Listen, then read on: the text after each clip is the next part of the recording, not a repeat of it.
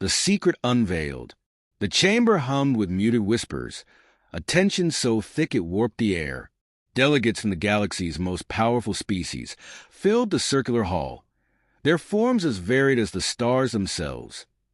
Liquid luminals shimmered alongside the crystalline Zarmanites, while the scaled Aegir generals coiled in silent fury. At the center of it all, a holographic cube pulsed with dim light, the repository of a secret so volatile that even the act of speaking about it was forbidden. The Corellan envoy, a massive, living monolith of sentient stone, broke the silence with a low, grinding tone. "We should destroy it. End the threat before it's too late." No, the reply came from Ambassador Thran of the Ilvlan High Concord, her crystalline features glinting under the artificial light. Her voice, sharp and measured, cut through the room. "To destroy it is to admit its power. We agreed to hide it for a reason." A ripple of unease spread through the chamber. Every representative in the room knew the stakes. For centuries, they had upheld an unspoken pact, one forged in the aftermath of a devastating war. The secret contained within the cube was more dangerous than any weapon, more destructive than any fleet. It was a truth that could unmake civilizations. But now, that truth had escaped. A static burst interrupted the murmurs, and the central screen flickered to life. The human emissary, Liam Morgan, appeared, young, unassuming, and calm in a way that made the assembled species uncomfortable. Her kind was new to the galactic stage, fragile and untested. Yet here she was, addressing the galaxy's most powerful leaders with unnerving confidence. "Ladies and gentlemen," Liam began, her smile disarming, "and all distinguished beings who defy categorization, thank you for your attention. What is the meaning of this intrusion?" barked General Calix of the Aegir Dominion, his bronze scales bristling with irritation. Leah's expression didn't falter. "You tried to hide something from us. From everyone. But secrets have a way of surfacing, don't they?" She held up a small device, its surface sleek and reflective. A data shard. The chamber erupted into chaos. "That information is forbidden," shouted the Zarmanite delegate, their crystalline form vibrating with fury. "Forbidden by you," Leah countered, her tone sharpening. "Not by us. You found it first, buried it, but you underestimated us." She paused, letting the silence settle like a blade. "We deciphered it. We know what it is. And more importantly, we know how to use it." The screen behind her changed, displaying a series of shifting symbols, ancient, universal, undeniable. A cold dread swept through the room. Every species present recognized the markings, even if they hadn't seen them in eons. The cube at the chamber's center began to pulse brighter, as if responding to the revelation. "Do you understand what you've done?" Thren whispered, her voice laced with horror. "Yes," Leah said simply, her smile widening. "And that's what makes it fun. The universe before the secret. The galaxy was ancient, its stars old and weary, its species burdened by the weight of countless millennia. Empires had risen and fallen like waves, each leaving behind fragments of their existence. Abandoned cities, forgotten artifacts, and occasionally dangerous knowledge. Among these remnants was the Axiom Protocol, an artifact so potent it had been deemed unfit for use by even the most ruthless civilizations. The protocol wasn't a weapon in the conventional sense. It was an idea, encoded into pure energy, a blueprint for control, influence, and the unraveling of free will. Long ago, the Coalition of Primes, a council of the galaxy's most advanced species, had discovered the axiom buried deep beneath the surface of a lifeless planet in the Hadrith cluster. They studied it in secret, only to realize its power could destabilize the fragile peace they had worked so hard to maintain. So, they made a decision that would define galactic policy for eons. The protocol would be sealed away, hidden from the universe. Its existence became a whisper among whispers, known only to the highest echelons of the coalition. The secret was maintained with brutal efficiency. Entire species erased from history for coming too close to the truth. For centuries, the galaxy thrived in ignorance. Then humanity arrived. At first, they were dismissed as insignificant, a fledgling species from an unremarkable planet. Humans were frail compared to the armored Aegir or the crystalline Zarmanites. They were technologically primitive, relying on outdated propulsion systems and rudimentary AI. Yet, what they lacked in strength, they made up for in audacity. Humans had a way of asking the wrong questions, digging in the wrong places, and surviving where they shouldn't. When they were finally granted access to the Coalition, it was more out of pity than respect. The galaxy assumed humanity would struggle to adapt, that they would fade into irrelevance among the great powers. Instead, humans thrived. They navigated the labyrinth of interstellar politics with unnerving ease, exploiting every loophole, every blind spot. Their capacity for innovation and mischief became legendary. And then, they found the protocol. No one knew how they had done it. The protocol had been hidden beneath layers of misdirection and guarded by systems designed to obliterate anything that came too close. But somehow, humanity had unearthed it, deciphered it, and, most terrifying of all, begun to use it. The Coalition was paralyzed. How could they confront humanity without exposing the secret they had killed to protect? Worse, how could they fight a species that had already begun to turn the Axiom against them? The stakes were clear. If the protocol fell fully into human hands, no power in the galaxy could resist them. Entire civilizations could be bent to their will without a single shot being fired. Humanity didn't just understand the Axiom protocol. They understood how to weaponize its most dangerous aspect, the mind. And the galaxy realized too late that the secret they had buried was now humanity's greatest strength. The spark of conflict. It began subtly, like a ripple in still water. The Coalition's first clue that something was amiss came from the Terrene Syndicate, a notoriously secretive trading network that prided itself on being unhackable. Overnight, their systems faltered. Trade routes were inexplicably rerouted, profits funneled into seemingly random accounts, and encrypted communications suddenly became public. The Terrene blamed an internal saboteur until they noticed the signature embedded in the chaos, a fragment of ancient code etched into the very fabric of their network. The Axiom Protocol. The Coalition convened immediately, their alarm palpable. For millennia, the protocol had been their ultimate taboo, its existence buried beneath lies and erased records. Yet here it was, alive and active. Worse, the one species who had no business wielding it, humanity, was to blame. At first, the Coalition underestimated the humans. They believed humanity had merely stumbled upon the protocol, an accident born of their reckless curiosity. Surely, they couldn't comprehend the full extent of its capabilities. But then came the Hadrith incident. The Hadrith cluster, the protocol's original resting place, had been under Ilvalan jurisdiction for centuries. A quiet sector, it held little value beyond its historical significance. Yet one morning, every Coalition ship stationed there went dark. No explosions, no distress signals, just silence. When the Coalition sent an investigative fleet, they found the Ilvalan ships eerily intact, their crews alive but unresponsive. Their minds, once sharp and calculating, now murmured fragments of human languages, nursery rhymes, and pop culture references. A single message awaited the Coalition's investigators, playing on every console, every datapad. Knock, knock. The Coalition's leadership erupted into chaos. Humanity had done more than activate the protocol. They had integrated it, reshaping it to suit their peculiar methods of manipulation. The Axiom, once a tool for control through fear, had become something far stranger. Humanity wasn't just dominating their enemies. They were reprogramming them. The galactic response. The Aegir Dominion was the first to retaliate.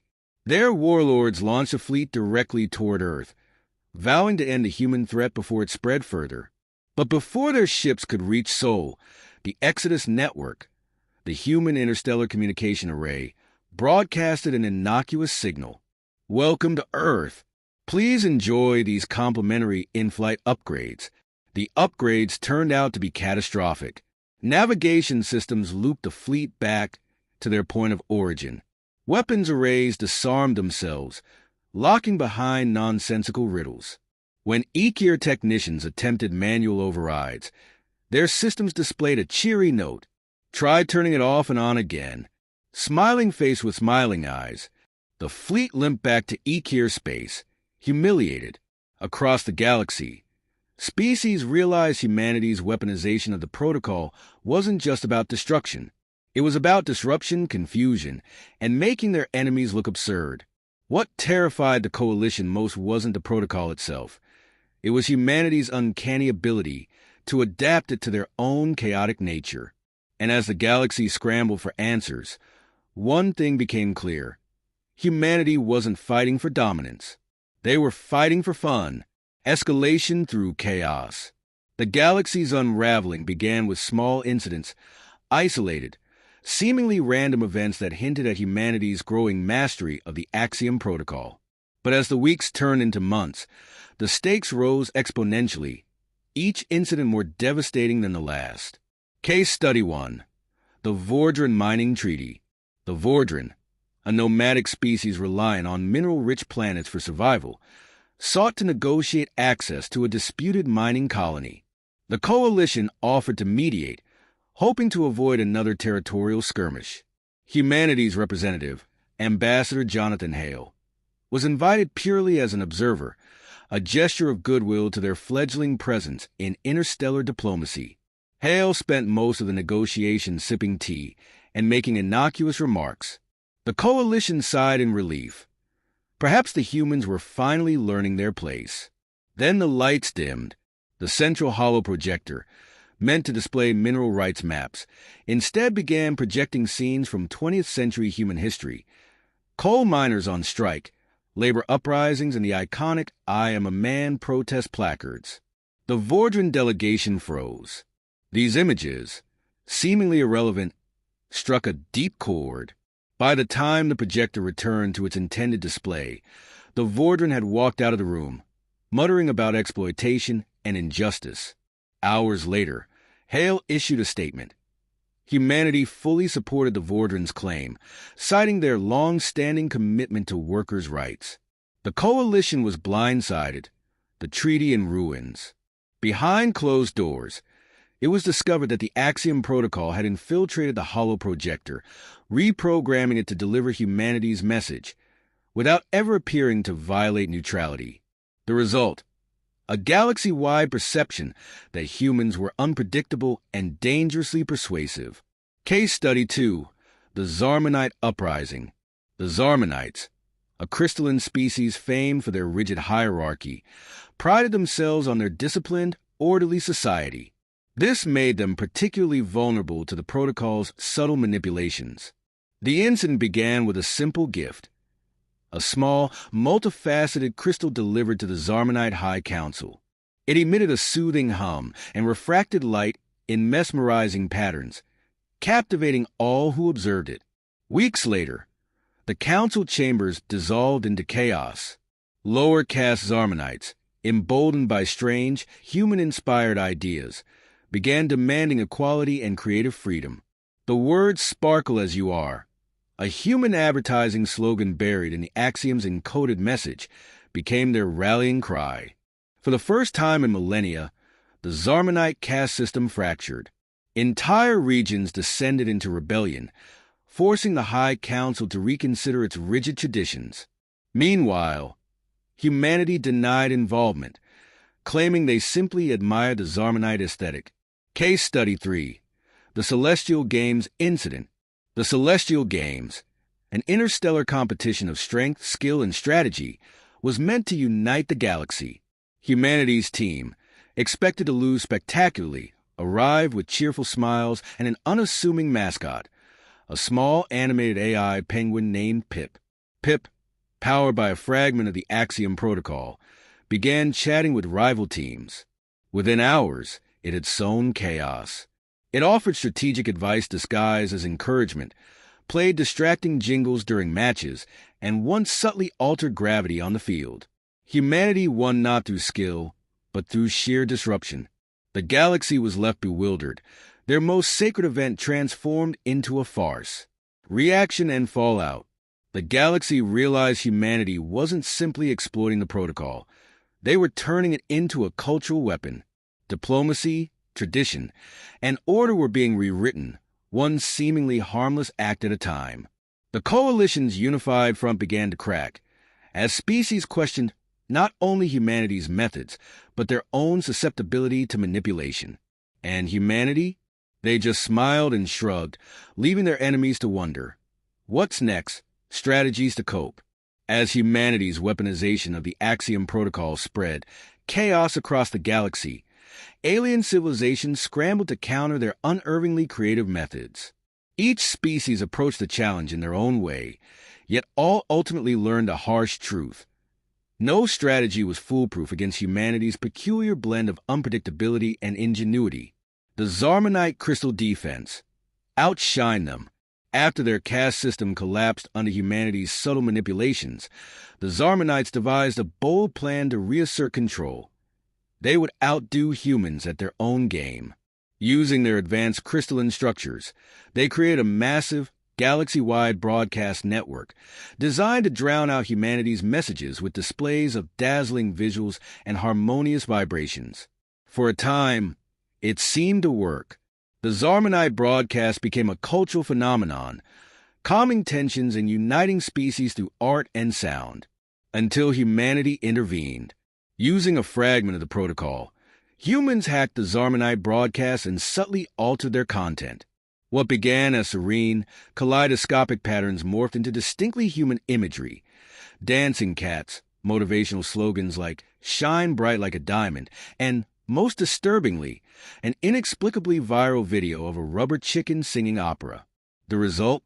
The Zarmonites' broadcast lost all credibility, their once pristine reputation, as the galaxy's cultural leaders reduced to a running joke.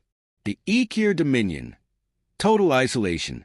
The Ekir Dominion, still nursing its wounds from previous humiliations, attempted a drastic strategy: isolation. They shut down all external communications, purged human-related data from their networks, and fortified their borders with a massive fleet. Their reasoning was simple. If humans couldn't reach them, they couldn't be manipulated. For weeks, their plan seemed to work.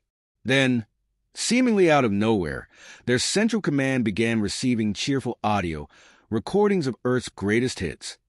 Bohemian Rhapsody, Baby Shark, and an inexplicable remix of an ancient human catchphrase, "Don't stop believing that."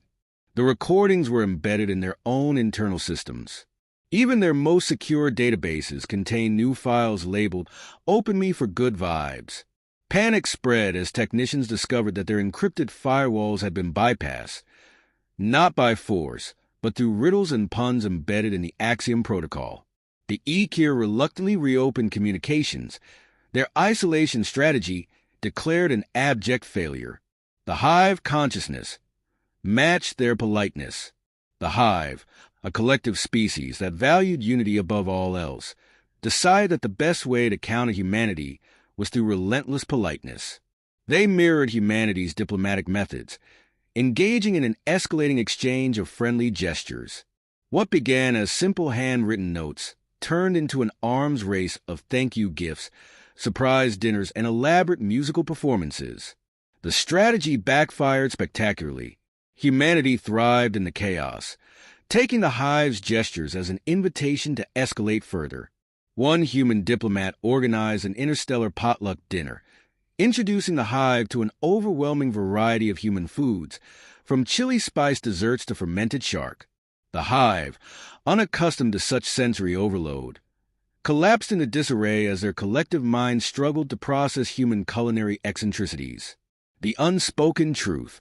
Ultimately, every strategy failed because the galaxy misunderstood humanity's true weapon, their adaptability. Humanity didn't play by the rules, nor did they create new rules. Instead, they thrived in the absence of rules, turning every attempt at resistance into an opportunity for creativity. The more the galaxy tried to cope, the clearer it became. You didn't counter humanity. You survived them. The subtle art of human diplomacy. To the galaxy, Human behavior and diplomacy seemed paradoxical, equal parts maddeningly polite and devastatingly strategic. Analyzing their methods revealed a species uniquely adept at navigating conflict with smiles, humor, and an unnerving ability to weaponize ambiguity. The Axiom Protocol, once a dormant artifact, had amplified these traits into a galactic nightmare. The smile, a weapon of ambiguity. Humans smiled constantly, a habit that confounded alien species. For most beings, baring teeth was a sign of aggression or discomfort. But for humans, it was a versatile tool, expressing everything from genuine joy to veiled threats. The true mastery lay in how they used it during negotiations. When a human said, "We're happy to discuss this," it rarely meant happiness.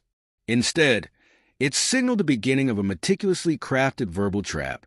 Their tone would soften, their expressions radiating calm, while their minds worked at lightning speed to dismantle their opponent's arguments. The Exodus, powered by the Axiom Protocol, had perfected this tactic. Its messages often began with seemingly benign phrases like, "We're here to help. Let's find a solution together." Yet, by the end of the interaction, entire species found themselves agreeing to terms they neither understood nor desired, often realizing too late that they had lost far more than they gained. The power of stories. Humans had an innate talent for storytelling, a skill they used liberally in diplomacy. While most species relied on logic or direct appeals, humans weaved narratives that transcended facts. They didn't just present a case, they made you feel it. A human diplomat negotiating trade, rights, might recount a tale of an ancient Earth community that thrived through cooperation. The story's moral would be obvious, but the emotional weight behind it would leave alien delegates questioning their own positions. The Axiom Protocol elevated this trait to absurd levels. Entire negotiations were derailed by holographic reenactments of Earth's historical dramas, from Shakespearean plays to World War II speeches. These seemingly irrelevant displays had a curious effect.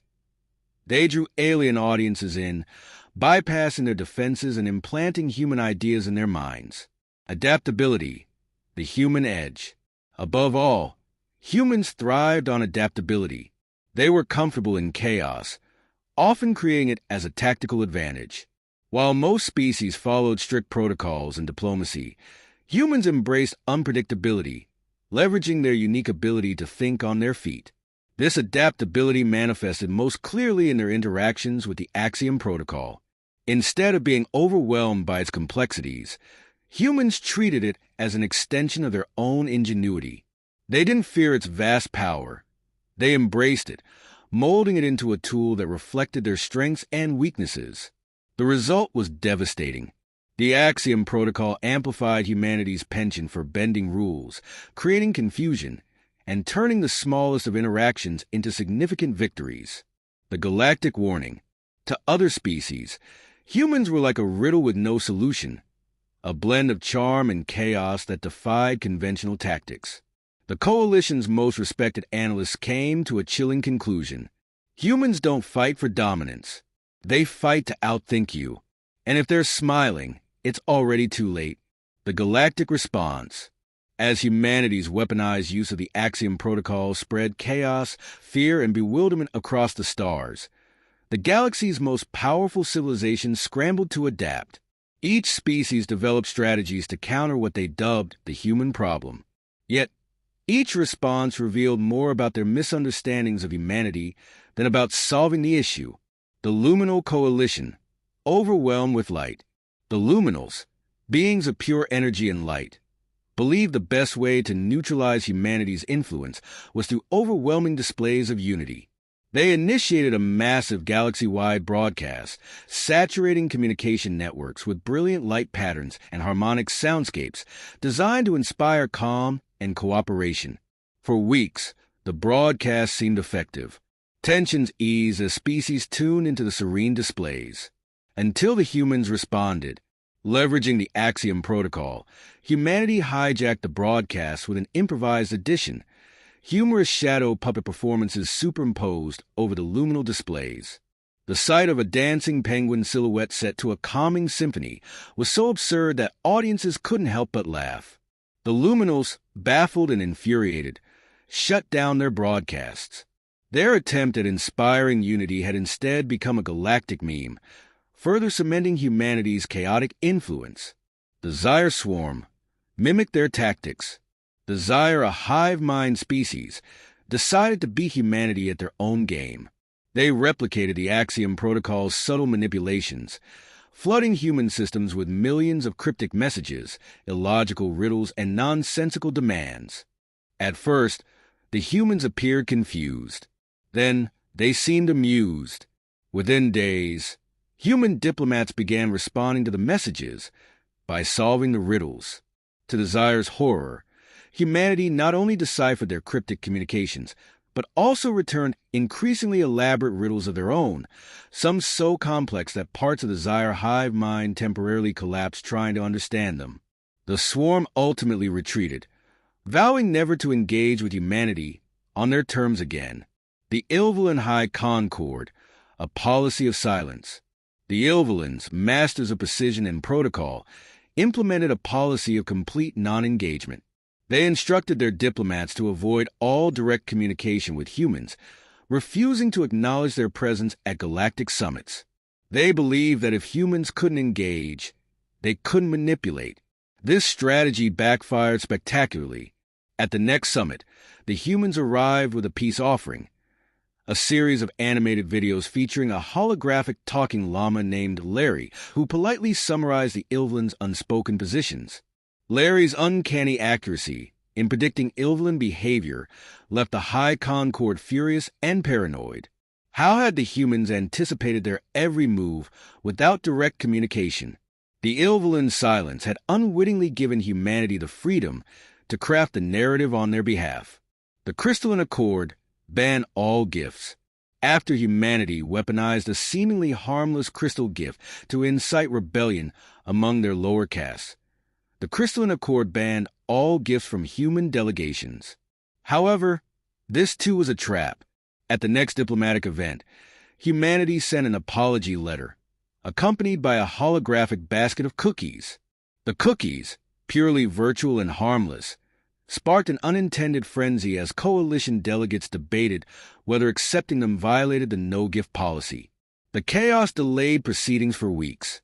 The ultimate realization: as strategies failed, a sobering truth emerged. Humanity's greatest weapon wasn't the Axiom Protocol itself, but their ability to adapt it to their unpredictable, irreverent nature. Each failed response only strengthened humanity's position as a force the galaxy couldn't fully understand, let alone control. And humanity? They just kept smiling. The Potluck Armistice. The Interstellar Cultural Festival was a beacon of hope in the galaxy, a once-in-a-millennium event designed to showcase unity, art, and tradition among species. This year, it was being held on Unity Station, a vast orbital platform capable of hosting billions. Despite rising tensions over humanity's use of the Axiom Protocol, the event's planners insisted on their inclusion. Humanity, to everyone's surprise, proposed an unorthodox contribution: a potluck dinner. At first, the coalition resisted. A potluck, a human tradition where every participant brought a dish to share, seemed trivial, even insulting, in the context of interstellar diplomacy. However, humanity's insistence and their reputation for surprising ingenuity won out. Every species agreed to participate, cautiously optimistic that this event might ease the growing unease. The setup. The Grand Hall of Unity Station was transformed into a dazzling showcase of galactic culinary expertise. Tables stretched endlessly, laden with delicacies from every corner of the galaxy. Bioluminescent soups glowed softly next to steaming plates of crystalline fungi. Dishes emitting hypnotic aromas floated beside gravity-defying desserts. And then there was the human table. Instead of elegant presentation, it featured mismatched containers, colorful labels scrawled in human languages, and a peculiar variety of items: casseroles, noodle dishes, sandwiches, and something called Jell-O salad. A large sign above the table read, made with love and a little chaos. Delegates approached hesitantly. The Ekir warlords eyed a plate of barbecue ribs with suspicion. The Zyre swarm debated the purpose of tiny triangular sandwiches. The Luminals, curious and fearless, sampled everything. The incident, it wasn't the food itself that triggered the climax. It was what the humans had hidden within. As the delegates ate, holographic projections began to appear above each dish, activated by the Axiom Protocol. Each projection told a story connected to the dish. The struggle of a farmer perfecting a spice mix, the camaraderie of a family recipe passed down through generations, the joy of a community coming together over shared meals. The effect was immediate and overwhelming. The Ekir, known for their warlike nature, were seen weeping as they watched a projection of human children learning to grill under the guidance of a patient elder. The Zarmanites, skeptical of sentimentality, became mesmerized by the intricate story behind a humble loaf of bread. The Luminals, beings of light, glowed brighter as they absorbed the emotional depth behind each dish. The Axiom Protocol had transformed a simple potluck into a galaxy-wide moment of vulnerability. But humanity wasn't finished. As the stories unfolded, the final hologram appeared above the room, a single sentence that echoed in every language. If we can share a meal, we can share a future. The aftermath. In the days that followed, the galaxy's fractured alliances began to mend. The incident became known as the Potluck Armistice, a turning point where humanity's unpredictable charm and mastery of the Axiom Protocol had disarmed an entire galaxy, not through force, but through the power of shared experience. And humanity? They called it just dinner, the legacy of the Axiom Protocol. The galaxy would never forget the Potluck Armistice. It was the moment humanity turned a universal symbol of peace into a stage for their most dangerous weapon, connection. No war fleets, no explosions, no casualties, just food, laughter, and carefully crafted stories that disarmed even the most hardened galactic leaders. In the days that followed, humanity's mastery of the Axiom Protocol became a subject of awe and fear. For centuries, the protocol had been buried by the Coalition, a secret too powerful to use, a knowledge too dangerous to spread. And yet, humans had unearthed it, adapted it, and wielded it in ways no one could have anticipated. The galaxy was left grappling with a harsh truth. Humanity wasn't dangerous because of their technology or their ambition. They were dangerous because they understood a new galactic order. The aftermath of the Armistice reshaped the galaxy. Old rivalries softened, alliances reformed, and fractured species began rebuilding. Many credited humanity for their role in restoring peace. Others whispered of manipulation, fearing that humanity's use of the protocol had subtly shifted the galaxy's collective will.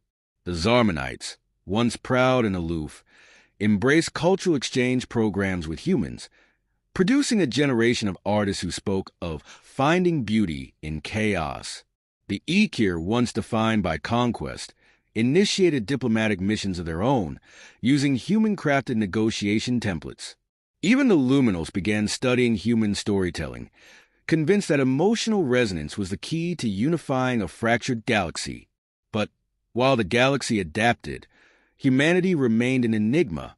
They offered no grand proclamations, no declarations of dominance. Instead, they simply smiled, cryptic and unsettling as always. The warning. Scholars and strategists debated the implications of humanity's actions for decades. Some saw them as saviors, their ingenuity a beacon of hope in a galaxy riddled with distrust. Others saw them as existential threats, wielding the Axiom Protocol not as a weapon of destruction, but as one of influence, a far more insidious power. One thing was clear. Humanity had turned the Axiom Protocol into something far more potent than the Coalition had ever feared. It was no longer a tool for control. It was a tool for change. With it, humanity had shown that they could reshape perspectives, bend conflicts toward resolution, and leave opponents questioning their own motives. Yet, as the galaxy celebrated its fragile peace, one question lingered. What happens when humanity decides they don't want peace? The potluck armistice proved that humans could bring the galaxy together, but it also hinted at their darker potential. The Axiom Protocol wasn't just a legacy of power. It was a mirror reflecting the wielder's intentions. And in humanity's hands, its reflection was ever shifting, as unpredictable as the species itself. For now, humanity seemed content to play the role of mediators, innovators, and mischief makers. But the galaxy would always watch them with a wary eye, remembering the whispered words of an Ilvalan scholar. You can survive humanity's weapons, but surviving their ideas? That is another matter entirely. And so, the galaxy waited, grateful for the peace, but forever haunted by the knowledge that the most dangerous force among the stars wasn't technology or war. It was humanity,